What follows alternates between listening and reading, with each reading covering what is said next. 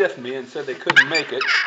So when I signed up to chair the meetings, I asked a friend if she would be my backup. She's like, yeah, okay. So I really tried. I really tried to find somebody. I went to Lyman to some meetings, um, looking for some people, and I made some phone calls, and it seems like people had stuff going on tonight. So without further ado, I give you my friend Miranda for bailing me out.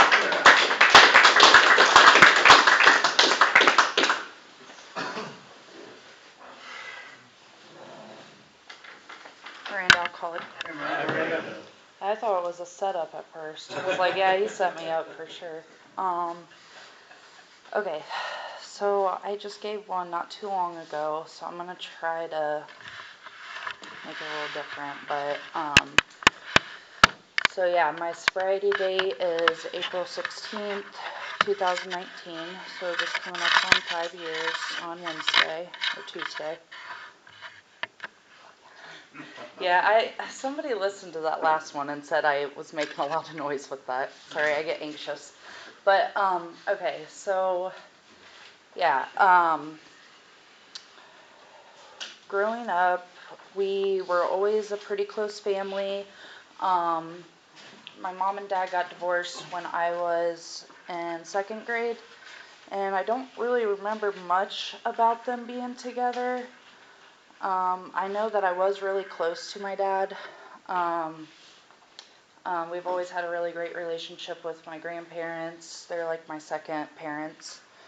When my mom and dad got divorced, we spent, I think it was like every other weekend there at my dad's or something. We kind of did that, and I think it was pretty consistent at first, but as it went on, I don't think we were going as much there. He has a drinking problem. Yeah, he actually did admit to me he was an alcoholic, so I guess I can say that he is.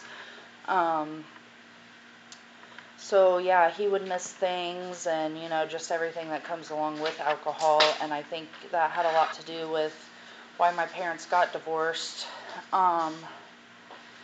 And so it definitely runs in my family. A lot heavily on my dad's side.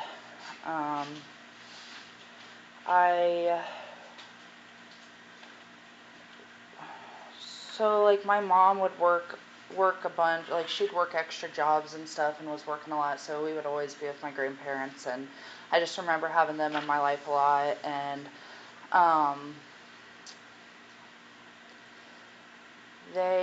my mom, she kind of had a lot of boyfriends whenever I was growing up, so like that was kind of what I seen, was guy after guy. And there was one in particular that you guys all know about, that's heard me time after time, that kind of messed with how I grew up. He was very, very mentally, emotionally abusive, and it was at a time where, I was trying to, I was in middle school, so I was, figuring myself out, and, I wasn't allowed to do anything. I wasn't allowed to have friends. I wasn't allowed to go to my grandparents' house. I wasn't, just everything that I did was wrong all the time. So that's kind of how I grew up, thinking that everything I did was wrong and I wasn't good enough and all that stuff. So,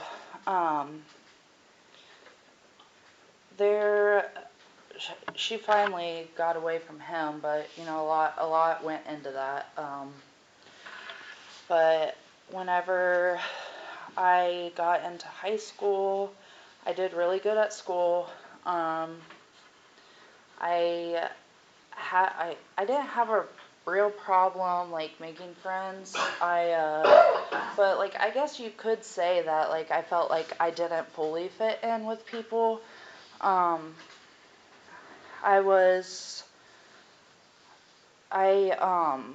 did sports all the way up until freshman year, and then I started cheering for basketball and football. So I was involved in sports and the band, and just focused on grades. And I had always drinking or anything. I had a boyfriend that drank a lot, and like with my dad drinking, it never interested me, so I almost like hated alcohol whenever I was in high school.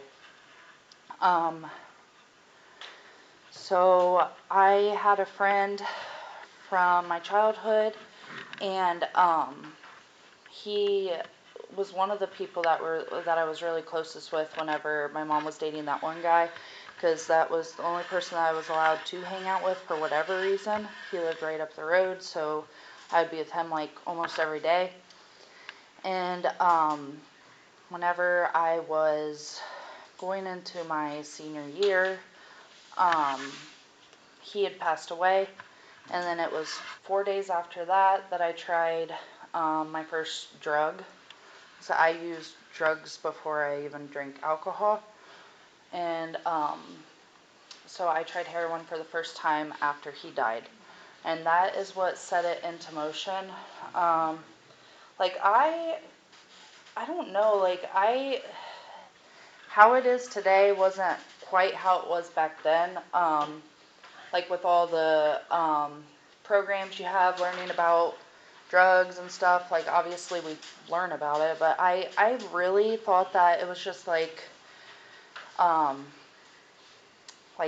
something that you could just try it once and you wouldn't be like, you wouldn't have to do it again. So like I was hanging out with people that use it, so I was like, all right, I'll try it. And then yeah, I did not know that what followed was going to be, my life for the next 10 years. So yeah, at first it was pretty slow. Like I was still in high school, I was still living at home with my mom, so like it was the whole, like hiding it and trying not to let him know what was going on, and I'd be sick all the time and all this stuff, and and nobody did know like what was wrong, because they never expected me to do anything like that. And eventually, like things started falling apart, and I dropped out of I started drinking after that, and hanging out with people that drink, and it turned out I dropped out of everything, like band, cheer. My grades started going down. I barely passed my senior year classes. Um, there was this guy uh, in high school. I went to a vocational school for STNA. I did like nursing stuff, and there was this guy in high school. He was my guidance counselor. I was really close with him. Like for some reason, we just like clicked, and I'd spend most of my time in the guidance counselor's office. He was the person like I first told, like admitted to, that I had a problem. And he called my mom with me actually when I was in school and helped me tell her for the first time that that what was going on. So after that, you know, after that I probably got involved in like she didn't know what to do. Like we didn't ever have anybody that had like a drug problem directly in our family. So I'm sure, I probably got introduced to AA shortly after that. She got me into counseling. It was all stuff that she wanted me to do. And that's all the way up until this last time I got sober. A lot of it was for doing it for other people. And so I obviously did not, the attempts that I was making was not working. And so I did graduate, but shortly after that, I was using again, and my mom got me into a rehab in California. So that was my first experience with a rehab. And whenever I was there, I kept like getting sick like every day and I was like really confused what was going on, and then I found out I was pregnant. So, yeah, I was in rehab when I found out I was pregnant with my oldest daughter. And so after that, came, I think I finished, no, I didn't. I spent 2 weeks at that place. My 2 weeks is my magic number at any place. After that, I usually run and bolt. But, so yeah, I think I spent 2 weeks there, and then I went to a different one down there, spent 2 weeks there, and then came back home. And obviously, the disease was still like very active in my head. And I didn't give myself enough time. And like one of my biggest things, but I have worked through the guilt and shame that comes along with this next thing I'm going to tell you. I relapsed, and I had used when I was pregnant. And today, like, I know that I can look at that and be like, that's how strong this disease is, and I can share that part of my story without feeling like super, super shameful. But yeah, so I think I went to a couple different rehabs in that time too. I've been to like maybe seven different rehabs. And so I didn't use the whole entire pregnancy. I stopped whenever I was 6 months pregnant. And when I had my oldest daughter, like, she didn't have anything in her system. So I was able to keep her. And shortly after that, after I had her, I did relapse, and I lost custody of her. And I think she was like 2 months old. After I lost custody of her, I was able to get about a year sober. And, well, actually, I did get a year sober because they threw like a big party for me and stuff. My family did. And so I got custody back of my daughter. Like, it was signed, court, everything. Like, I got her back, and that was like a super big accomplishment for me. And so after that is when the drinking picked up for me. So, like, I put down the drug, but this is where drinking completely played like a big part in everything that happened after this. So yeah, I drank every single day, just like I would have used the drug that I was on. I put one down and picked the next thing right up. And it gave me the same consequences as what drugs did. I wasn't able to keep a job for very long. I drank and drove with my daughter several times, not even remembering how I got home. I would be out with people, and I tell this a lot just because, like, I still remember the moment that I realized this, that, they were going to go on to live their normal life and throughout the week and just do what they're supposed to do, wake up the next morning and, get stuff accomplished. And then, I was going to go home and wake up in the morning and start drinking. And, that's where I knew, like, I wasn't a normal drinker. And, so, yeah, I don't know. I got pulled over. Well, I wasn't really pulled over. So we were drinking, and the car was on, but I wasn't in the seat, but I still got in trouble. I still got OVI for that. But they did drop it down to a reckless op, so I don't have any, like, OVIs on my record, but, everything else, like, I went to college for a little bit, dropped out of college because of drinking. I spent all my federal aid money on alcohol before college even started, so I don't even have any books or nothing. I just went there and tried to do what I could do, but that didn't last very long. So basically, yeah, I eventually relapsed on everything, but, yeah, so, I'm trying to think. I don't really remember a whole bunch of stuff. I just know that, things progressively got worse. The more and more that I was out there, the more things got worse. I got in trouble. I guess we'll bring it up to this part. I got in trouble with, got pulled over and got, my car searched, and I had a paraphernalia in my car, and I think a theft charge too. And so I went to jail, and I got 45 days for the paraphernalia and then 6 months for the theft. But I could get out and go to a halfway house and have the time for the 6 months, like, over my head, suspended, whatever. And so I went to a halfway house in Sydney, and did good for a little bit. That's where I met Derek.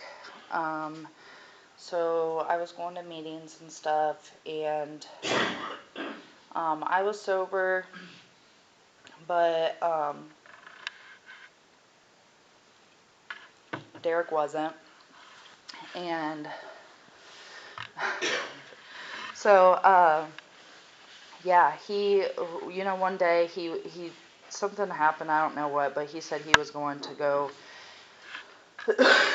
get high or something. I don't know if it was a fight or whatever, but I went too, and I did, and then that's when my sobriety ended. And I was using while I was at the halfway house, and eventually the house manager found out, and they were coming to, like, search my stuff, and, like, so me and Derek, we, like, left the halfway house, and I went on the run for, I don't know, maybe about a month. And in that time, I wasn't able to see my daughter. My mom wouldn't let me see her. So I turned myself in, and I did that 6 months in jail. And after that, after I got out, I still wasn't done. Still went back out.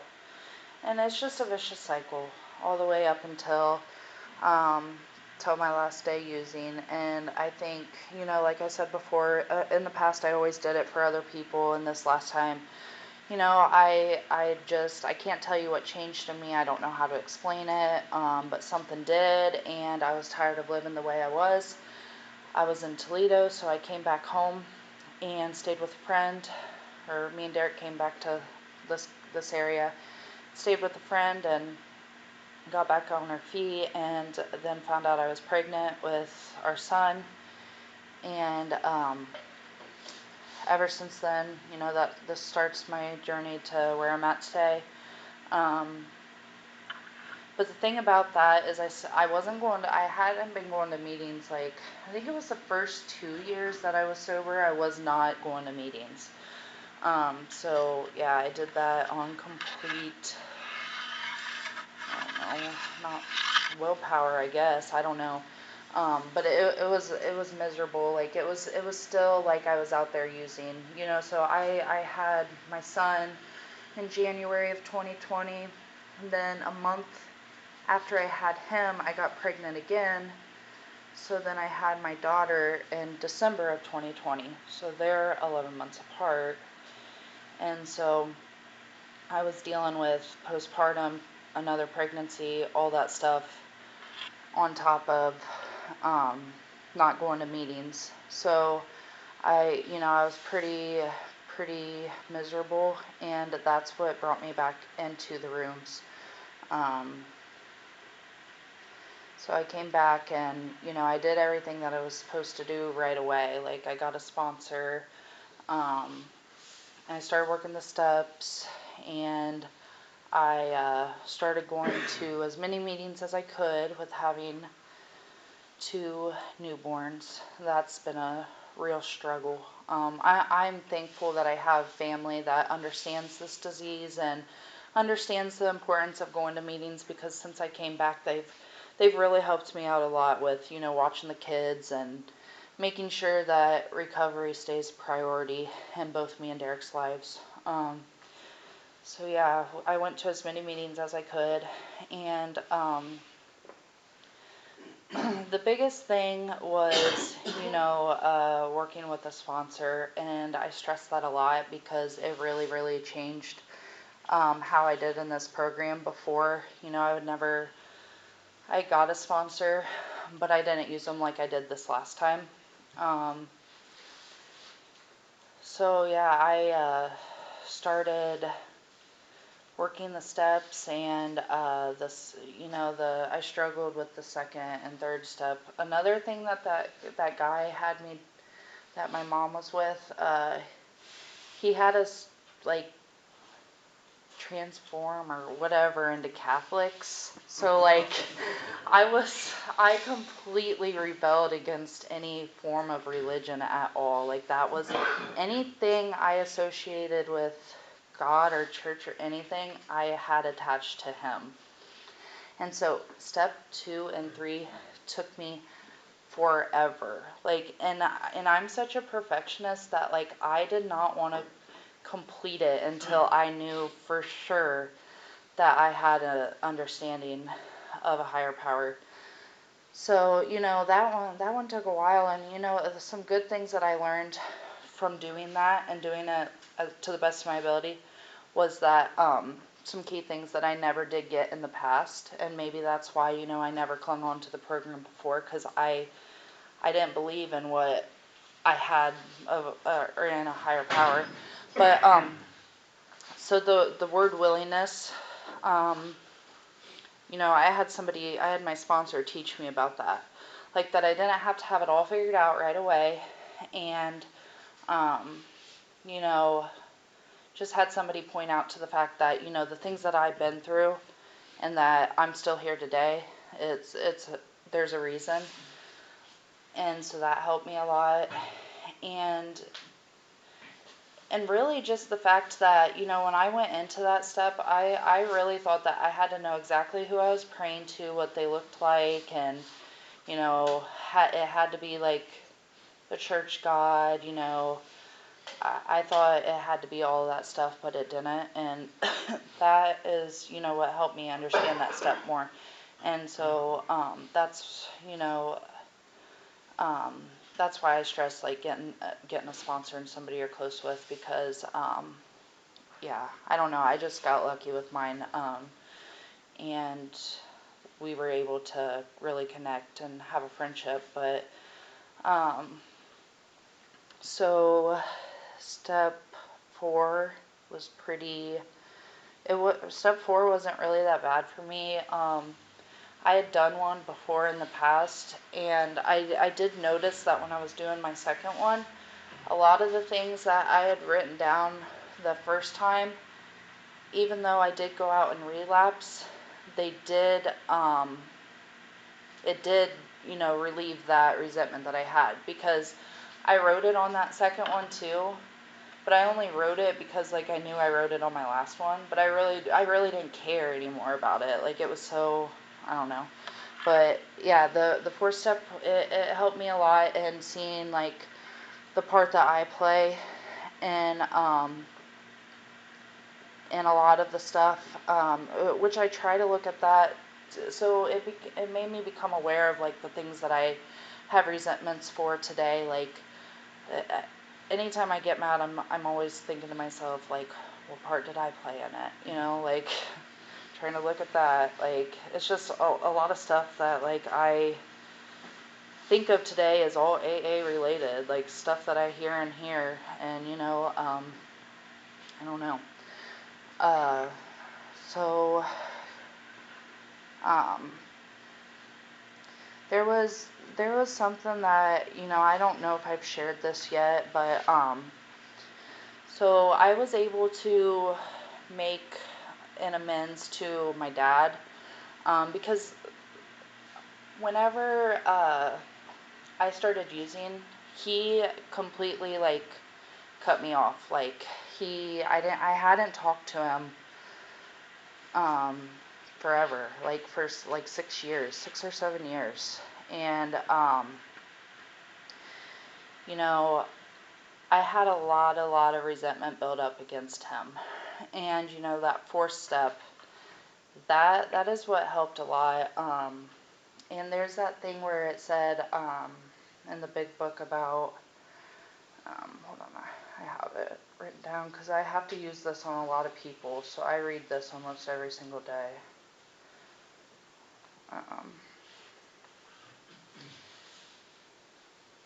We realized that the people who wronged us were perhaps spiritually sick, though we did not like their symptoms and the way these disturbed us. They, like ourselves, were sick too. We asked God to help us show them the same tolerance, pity, and patience that we would cheerfully grant a sick friend. When a person offended, we said to ourselves, "This is a sick man. How can I be helpful to him? God save me from being angry. Thy will be done." We avoid retaliation or argument. We want to treat sick people that way. If we do, we destroy our chance of being helpful. We cannot be helpful to all people, but at least God will show us how to take a kindly and tolerant view of each and every one. So anytime I was having a resentment to anybody, like, what my sponsor had is to have me pray for them for 2 weeks and to, read that. So I started doing that for my dad. And, it made me realize that, like, he was sick, or he is sick. Like, he's a sick person too. And it changed my view from resenting him to understanding him. That's what the fourth step and the fifth step did for me, a big thing. So it's crazy because me and my sponsor hadn't went through, like, the 8-step and stuff like that, but it kept, like, weighing heavily on my mind to do something with my dad. So, like, I don't know, one day it was just so strong, and now I know that, it was my higher power working in my life, but it was so strong, and I got his phone number, and I texted him, and I asked him, or I was like, "Hey, it's Miranda, do you care if we meet up, or whatever?" And he wanted to meet up the very next day. So, we met up, and I had no idea what to expect going into it. But when I did get there, I did find out that he was still drinking, which was really sad to me. And it was a weeknight, and he's ordering them by the 2. Like, when they bring one, he's having them bring back 2 more. So, and we were there for like an hour, and he probably had like 6. And so that, it was really sad to me, but, I can understand where he's coming from. And, he admitted to me that he was an alcoholic, and it was informational because I found out a lot of the stuff that I got from him. The anxiety and the mental health aspect. He told me why he stayed away for so long is fear, which is what I ran on for so long, is fear. He was afraid of how I would react, how I would respond, and he said he just ran from the situation, and that's what I spent my whole life doing. So, it was kind of cool to see that and to understand where he is and to know that he's still in active addiction. So I told myself that I was not going to get too many expectations from that, but a little bit I do. Like, it's really hard because I have to remember that he is an active addiction. And, I've messaged him a couple times after that, and, we'll talk or whatever, but he's never contacted me first. So, but I have to tell myself, like, not to get so bent out of shape about it, I guess. I don't know. And I was able to make an amends to my daughter. That was another thing that weighed heavily on me. And it was kind of cool that I found out a couple weeks ago that she was starting to do some stuff with Alateen, I don't know exactly what she's doing, but she had an interest in it. So I think that was really cool. That was something that came out of that. Um, we're a lot closer. I still don't have her full time.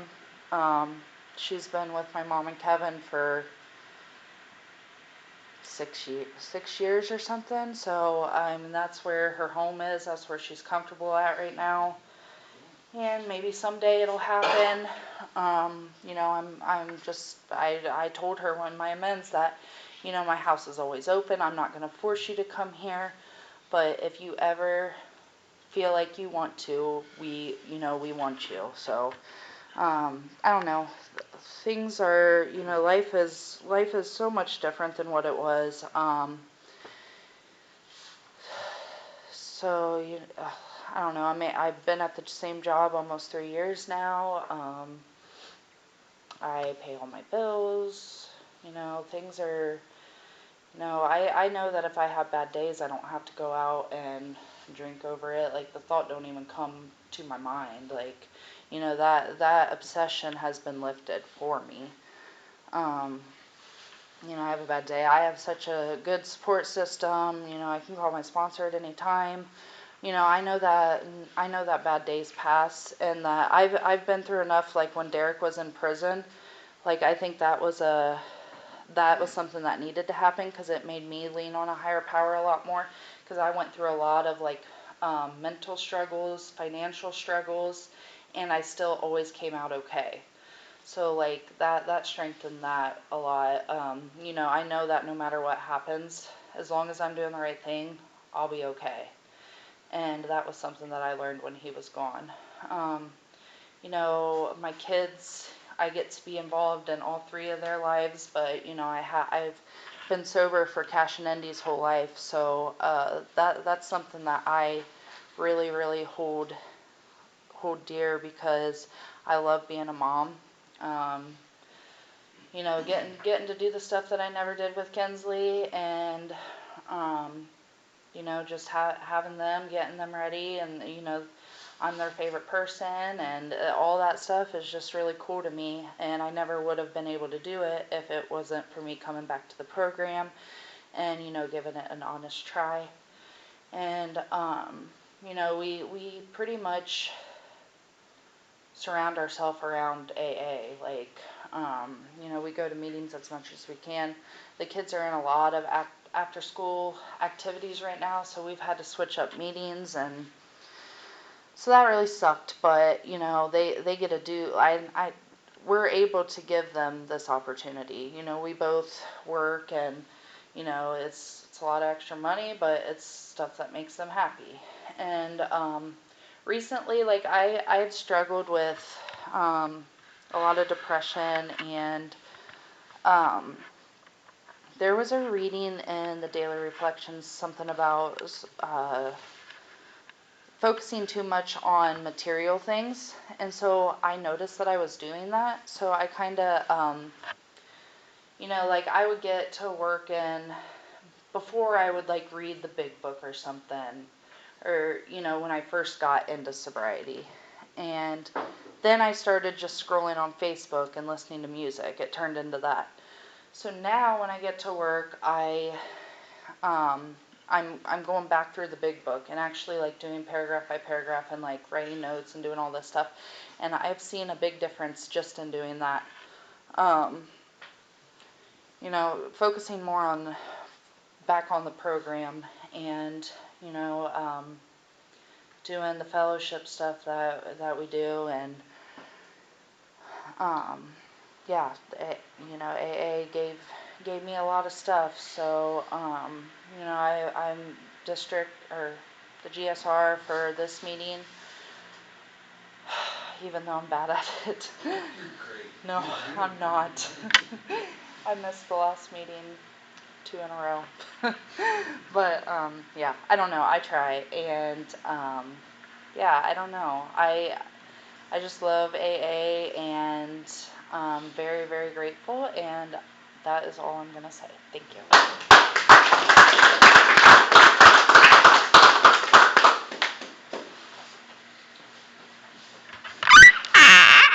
Thanks, Miranda, phenomenal lead. Um, in the beginning you talked about when you were using or drinking when you was pregnant, and it reminded me how powerful, baffling, and powerful this disease is. I can't bear children, but if I was drinking and got pregnant, I probably would have. I mean, anything I ever did in my life, I drank. If I was in the hospital for knee surgery and on pain pills, I was drinking. Um, I drank. I didn't care. You talked a lot about honesty. You could give a hell of an honest lead, that's for sure. You didn't hold anything back, girl. I'm very impressed with that lead. I thought the last one was good. I think this one was even better. I don't know if it's because you were more honest. I don't know, but yeah. And you do a fantastic job at being GSO. Remember, it's progress over perfection. You're not a perfect. You can't have to be a perfectionist. We're all perfectionists, or a lot of us at least. Well, it's customary. We open it up to the floor, and we got a certificate here for you, Miranda.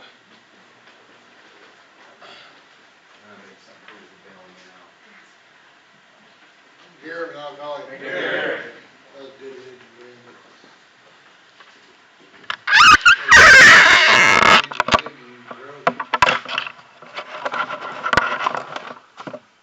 I remember one time I did 6 leads.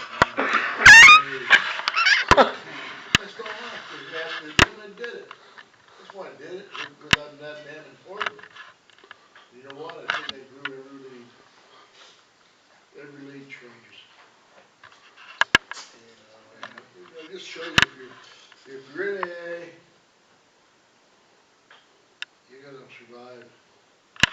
Being around AA, you're gonna fall off. And that's the way it works. It's a very simple program. Once we learn to let go, and like you said, become honest with yourself. That's what it's about. That was a good lead, and congratulations on your 5 years. You worked for it. Yeah. Nobody gave you that 5 years, did they? You worked for it. That's how you get sobriety. That's all. Thanks, Gary. Thanks, Gary. My name's Tom, alcoholic. Hey, Tom. I record these meetings, and I listen to your lead like 5, 6 times now. Just making sure everything is right. This was a much better lead, actually. I mean, you've grown a lot since the last lead you gave, and I really appreciate that. Thanks. Thanks, Tom. Steve, alcoholic. Steve. I really appreciate your honesty. You got up there and really let it all out on the table.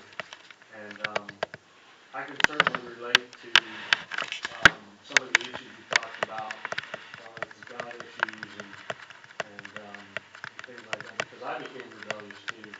And I was raised in a Catholic family and I rebelled and it took me a little while to buy into it and all that too. But I don't know what happened either when it clicked for me. But like you said, it's kind of like I had enough. Something had to change. And fortunately enough, it did. I latched onto it and I haven't let go. And I won't let go because what I've gotten from this program has been just a blessing. So congratulations on your 5 years. Thanks, Steve. Paul, an alcoholic. Hey, Paul. Hey, Miranda. Congratulations, 5 years. Nice job. I always get something out of your lead. I like to hear you speak, Miranda. I too endangered my daughter's life. I was drinking. I wasn't pregnant, obviously. But I seen my butt in that car seat up when I was drunk. She wanted to get into it, so I was there too. But thank you. I'm glad I was here to hear you. And I call you and Derek friends of mine. And I did that come to these rooms. Thanks. Thanks, Paul.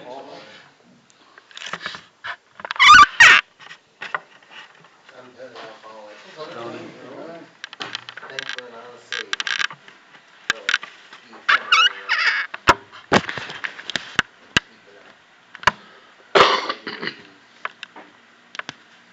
long time. And it gets better each day. And, with your children and stuff like that, give it time. Okay? Just keep building memories. Okay? And that's what I did with my kids.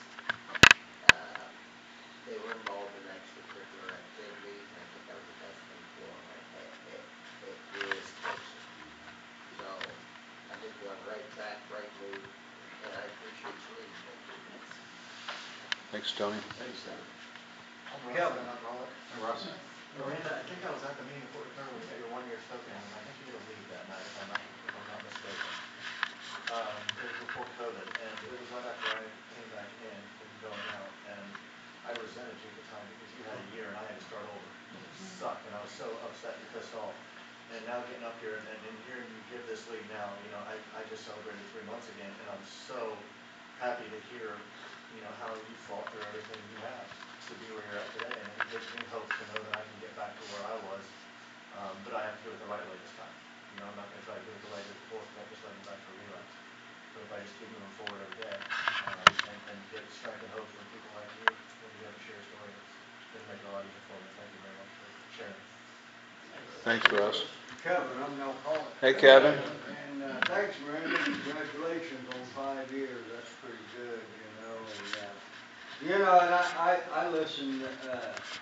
listened to the lead, and, yeah, I think I have to agree with everybody else. I probably, maybe not everyone, but I've deserved just about every lead you gave. And, yeah, this one, was probably the best lead I've heard. And, you kind of, got into some of the issues that, sometimes we have to face some issues and, be able to deal with that and, put it in, where it goes to get our lives sorted out. And, and you've done that, you're doing that. And, and that's, where we grow stronger, and, things. And, I mean, I kind of sit on the sidelines, and sometimes it's kind of like a movie. And, I paid money to see movies, and they just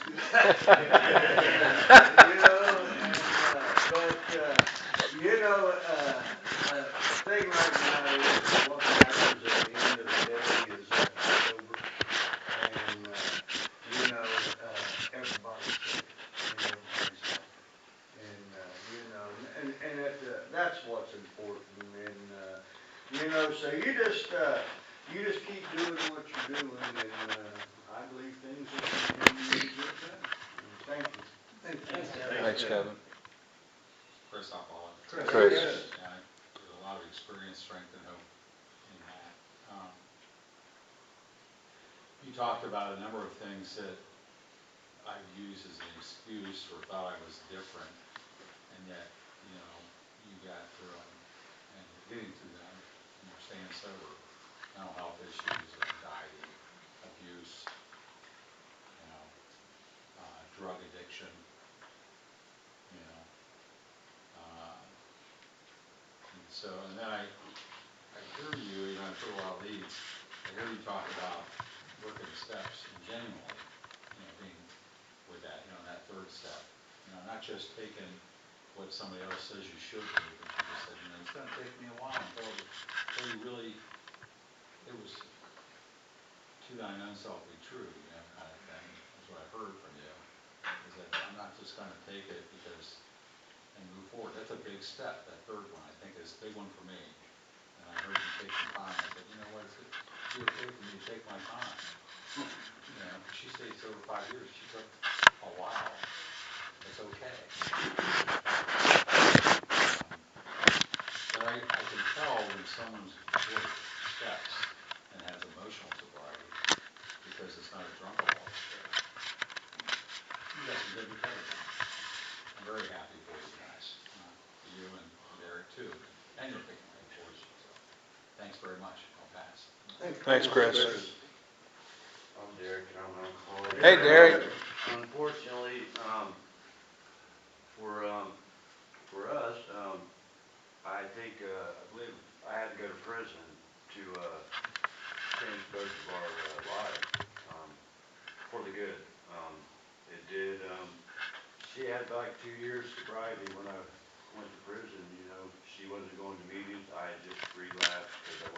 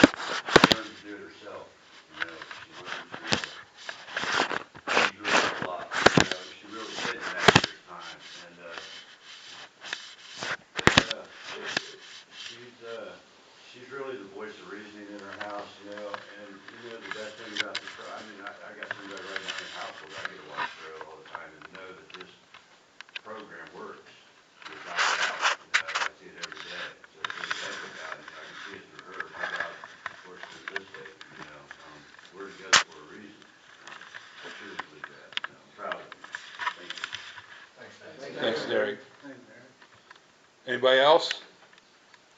In closing, we'd like to remind you that the opinions expressed here are strictly those of the person who gave them. Take what you like and leave the rest. Also, anonymity is the spiritual foundation of our program. Therefore, who you see here, what you hear here, when you leave here, let it stay here. Will everyone help me close out this meeting?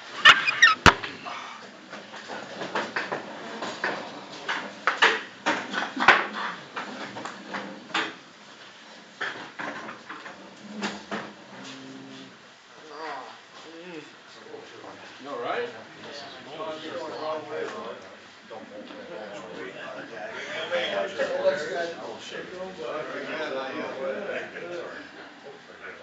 All right, Miranda, you want to take us out? Who keeps us sober? Our Father, who art in heaven, hallowed be thy name. Thy kingdom come, thy will be done, on earth as it is in heaven. Give us this day our daily bread, and forgive us our trespasses, as we forgive those who trespass against us.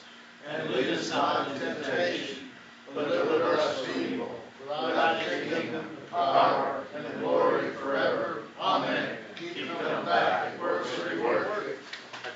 Where's our phone? Thanks. I was a big swimmer. I did a lot of I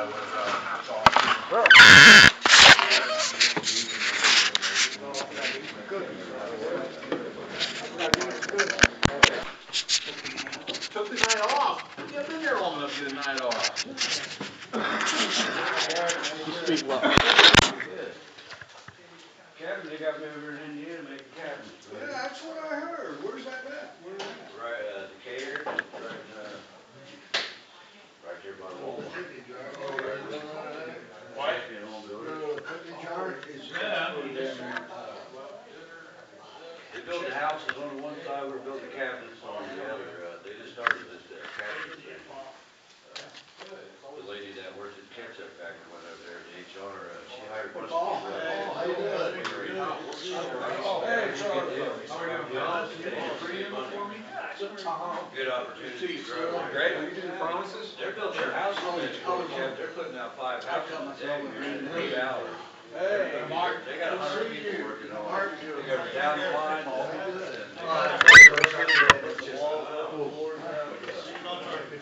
That part out there, they were out there asking. You'll do that for It was good news. I had a lot of results. Good seeing you. Do all that. You all right? As long as this does what it's supposed to do. Yeah. My biceps tendon to attach itself from my shoulder. Oh, this Friday, Saturday, So Sunday? this will Just pain away. Oh. I'm going down to Anna tomorrow. He's getting old, Russ. I know. Huh? Pretty good. Oh, Brandon. why you going there? Oh. Oh. On Saturday? Yeah, that's true. Hey, Mark. Good, man. How are you? So you might be coming back?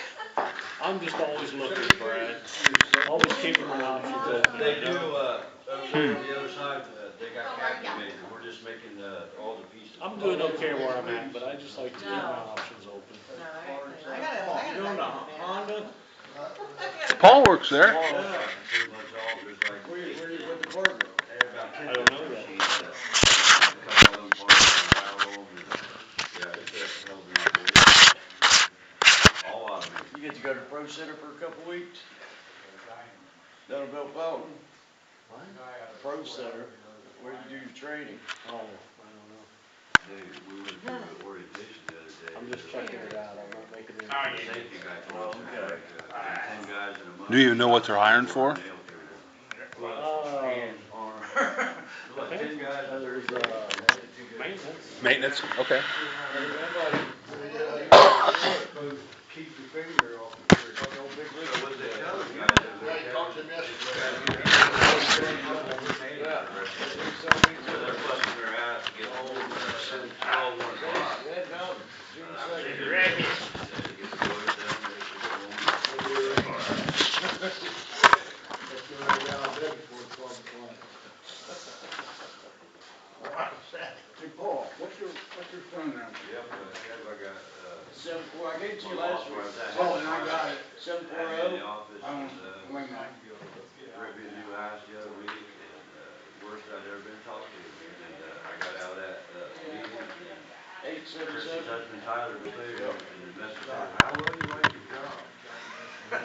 How you feeling, Brad? Yeah, we just Tired. good. And he's Tired. like, yeah, so I ain't gotta ride to work, I gotta ride back and forth to Decatur to switch gas. We're straight, we pick up a guy in Rockford, that works with us at the ketchup factory, pretty good deal. What do you put on these Good things benefits, to make good your fingers insurance. turn green? It's because you got too much gas in your system. Is that what it is? It's copper or brass or Copper. bronze.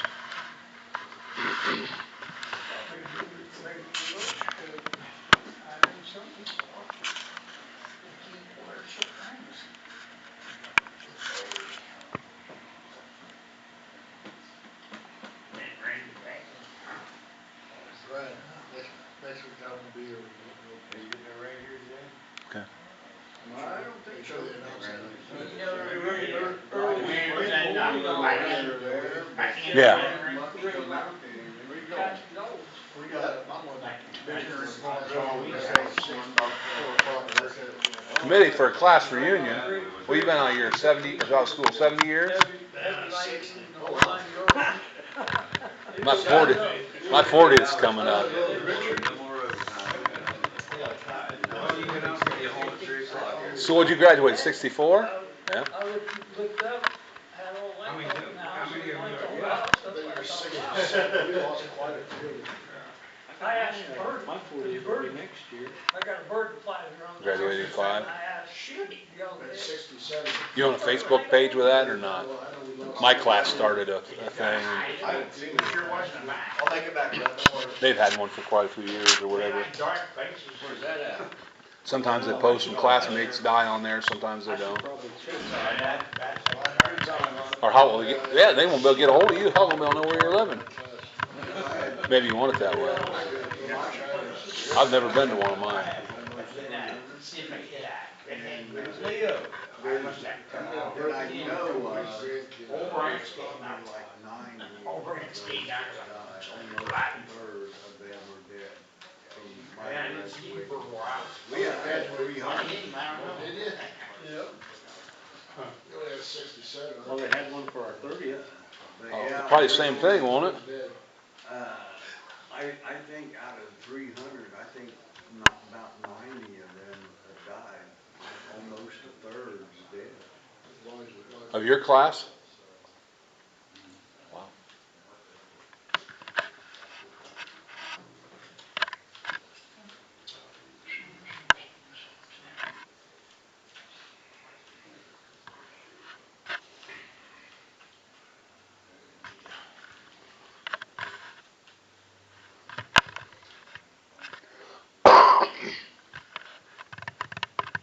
Got one Amish guy lives here, Kevin.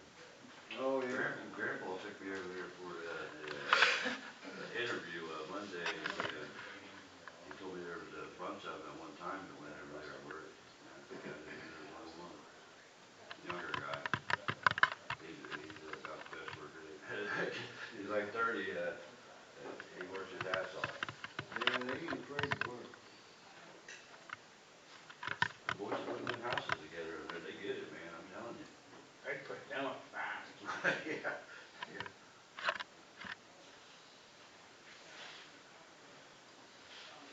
They put them houses up getting rough.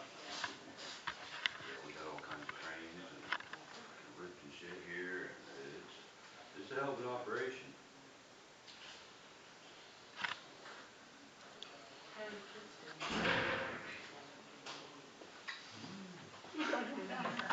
What's that?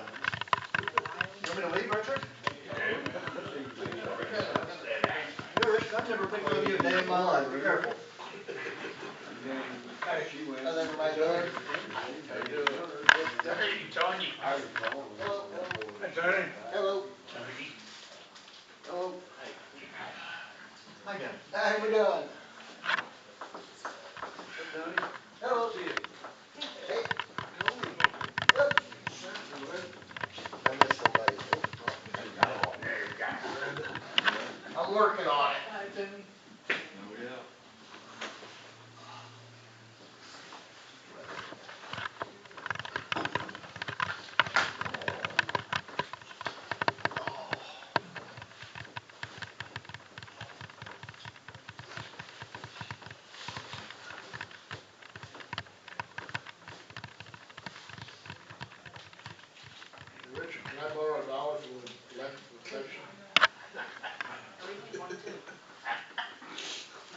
buying tonight, Richard?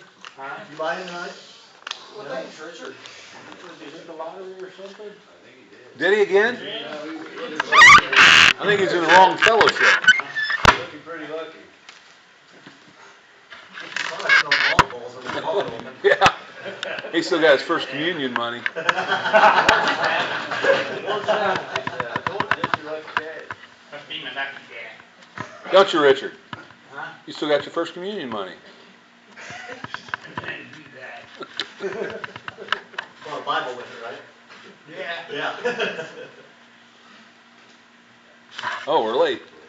Good evening, everyone. This is a regular meeting of Coldwater Friday Night Group of Alcoholics Anonymous. We are a leading meeting, and my name is Brad, and I'm an alcoholic. Would all who care to please join me in opening this meeting with a moment of silence for those who are still sick and suffering, followed by the Serenity Prayer. God, grant me the serenity to accept the things I cannot change, courage to change the things I can, and the wisdom to know the difference. Here at Coldwater Friday Night, we encourage sponsorship and getting a home group. If you are interested in a home group or sponsor, see a home group member after the meeting if you have any questions. Will all home group members please raise their hand? And I've asked a friend to read the preamble. Non-alcoholics. Hey, Don. Alcoholics Anonymous fellowship of people who share their strength and hope each other, that they may solve their common problems and help others to recover from alcoholism. The only requirement for membership is desire to stop drinking. There are no fees for AA membership, or we are self-supporting to our own contribution. AA is not allowed in any sect, denomination, politics, organization, or institution that does not wish to engage in any controversy.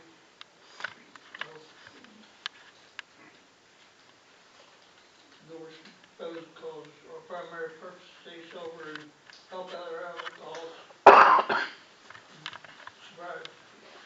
Thanks, Don. Thanks, Don. I've asked a friend to read how it works. My name's Russ, I'm an alcoholic. Hey, Russ. This is how it works. Rarely have we seen a person fail who has thoroughly followed our path. Those who do not recover are people who cannot or will not completely give themselves to this simple program.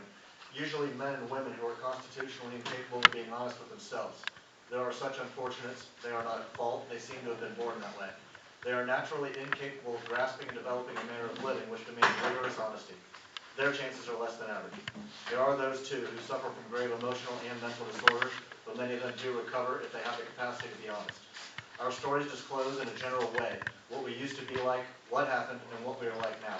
If you have decided you want what we have and are willing to go to any length to get it, then you are ready to take certain steps. At some of these we balked. We thought we could find an easier, softer way, but we could not. With all the earnestness at our command, we begged you to be fearless and thorough from the very start. Some of us have tried to hold on to our old ideas, and the result was nil until we let go absolutely. Remember that we deal with alcohol. Cunning, baffling, powerful. Without help, it is too much for us.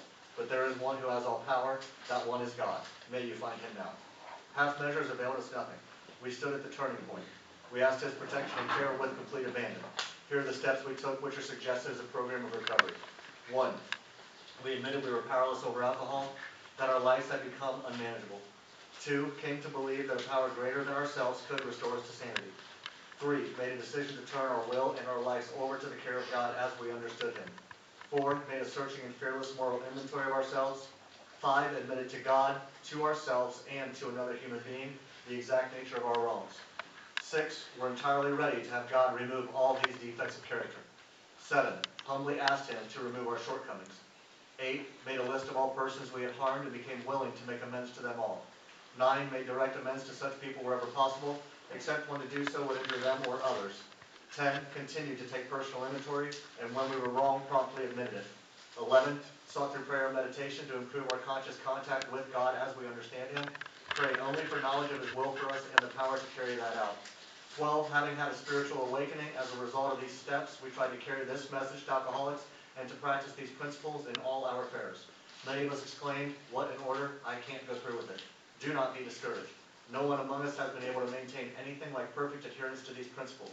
We are not saints. The point is that we are willing to grow along spiritual lines. The principles we have set down are guides to progress. We claim spiritual progress rather than spiritual perfection. Our description of the alcoholic, the chapters to the agnostic, and our personal adventures before and after make clear three pertinent ideas. A, that we were alcoholic and could not manage our own lives. B, that probably no human power could have relieved our alcoholism. C, that God could and would if he were sorry. Thanks, Russ. I've asked another friend to read the 12 traditions. I'm Charlie Alcoholic. Hey, Charlie. 12 traditions. 1. Our common welfare should come first. Personal recovery depends upon AA unity. 2. For our group purpose, there is but one ultimate authority, a loving God who may express himself in our group conscience. Our leaders are but trusted servants, they do not govern. 3. The only requirement for AA membership is to retire and stop drinking. 4. Each group should be autonomous except in matters affecting the other groups or AA as a whole. 5. Each group has but one primary purpose, to carry its message to the alcoholic who still suffers. 6. An AA group ought never endorse, finance, or lend AA name to any related facility or outside enterprise. These problems of money, property, and prestige divert us from our primary purpose. 7. Every AA group ought to be fully self-supporting, declining outside contributions. 8. Alcoholics Anonymous should remain forever non-professional, but our service centers may employ special workers. 9. AA as such ought never be organized, but we may create service boards or committees directly responsible to those they serve. 10. Alcoholics Anonymous has no opinion on outside issues, hence the AA name ought never be drawn into public controversy. 11. Our public relations policy is based on attraction rather than promotion. We need to always maintain personal anonymity at the level of press, radio, and film. 12. Anonymity is the spiritual foundation of all our traditions, ever reminding us to place principles before personality. Thanks, Charlie. Thanks, Charlie. I've asked another friend to read the promises. I'm Greg, alcoholic. Greg. The spiritual life is not a theory. We have to live it.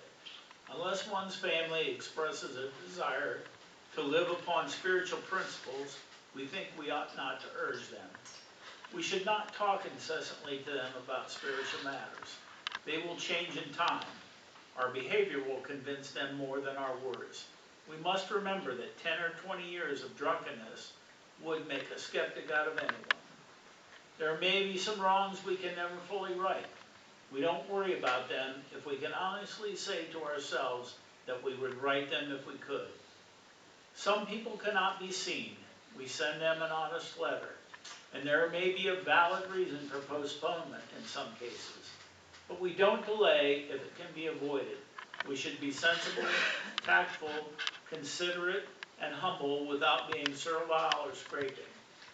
As God's people, we stand on our feet. We don't crawl before anyone. If we are painstaking about this phase of our development, we will be amazed before we were halfway through. We're going to know a new freedom and a new happiness. We will not regret the past nor wish to shut the door on it. We will comprehend the word serenity and we will know peace.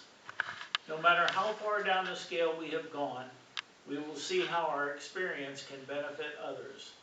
That feeling of uselessness and self-pity will disappear. We will lose interest in selfish things and gain interest in our fellows. Self-seeking will slip away. Our whole attitude and outlook upon life will change. Fear of people and of economic insecurity will leave us. We will intuitively know how to handle situations which used to baffle us. We will suddenly realize that God is doing for us what we could not do for ourselves. Are these extravagant promises? I think not. They are being fulfilled among us, sometimes quickly, sometimes slowly.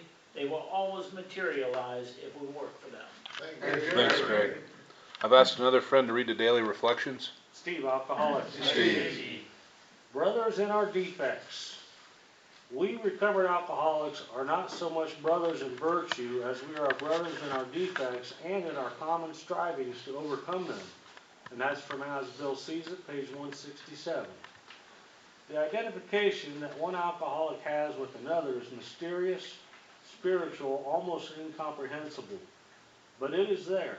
I feel it. Today I feel I can help people and that they can help me. It is a new and exciting feeling for me to care for someone, to care what they are feeling, hoping for, praying for, to know their sadness, joy, horror, sorrow, grief, to want to share those feelings so that someone can have relief. I never knew how to do this or how to try. I never even cared. The fellowship of AA and God are teaching me how to care about others. And that's it. Thanks, Steve. Thanks, Steve. I've asked another friend to read the 24 hours a day. Hi, everybody, I'm Paul, I'm an Paul. alcoholic. April 19th, upper day. Since I've been putting sobriety into my life, I've been taking out a lot of good things. I can describe it best as a kind of quiet satisfaction. I feel good, I feel right with the world, on the right side of the fence. As long as I put sobriety into my life, almost everything I take out is good. The satisfaction you get out of living a sober life is made up of a lot of little things. You have the ambition to do things you didn't feel like doing when you were drinking. Am I getting satisfaction out of living a sober life? Meditation for today. It is a glorious way, the upward way. There are wonderful discoveries in the realm of the spirit. There are tender intimacies in the quiet times of communion with God. There is an amazing, almost incomprehensible understanding of the other person. On the upward way, you can have all the strength you need from that higher power. You cannot make too many demands on him for strength. He gives you all the power you need as long as you are moving along the upward way. Prayer for today. I pray that I may see the beautiful horizons ahead on the upward way. I pray that I may keep going forward to the more abundant life. That's it. Thanks, Paul. We celebrate various lengths of sobriety at this meeting, and I've asked my friend Gary to tell us about it. I'm Gary Mountain. Hey, Gary. Coldwater, we have the token system. Is anybody here for first meeting since their last drink? Anybody celebrating 1 month continuous sobriety? 1 to 3, 3 to 6, 6 to 9, 9 to 1 year. We have monthly tokens, so anybody got a month or every month or so, but we got that. We have a friend here that's a group member, and I'm going to present my friend Miranda with a 5-year token.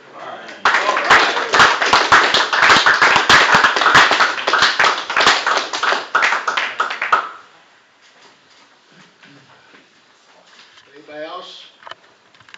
We all have today. We have no dues or fees in AA. We are entirely self-supporting, declining outside contributions. This self-supporting includes our rent for this room, the coffee and refreshments, and contributions to the district, area, and central office and general service office. If you have a court slip that needs signed, drop it in the basket and it will be returned to you at the end of the meeting. For announcements, that's next Saturday, right, the Dr. Bob trip? Meeting at 7:30 at where they hold the New Bremen meeting. Paul's at May 11th. May 11th, yeah. May 11th for the Van Wert anniversary party up there.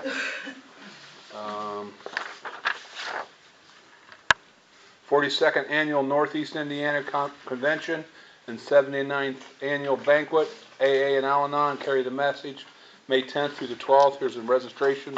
Anybody wants information of that. Save the date, 68th Ohio State Convention. Room rate's $112 a night.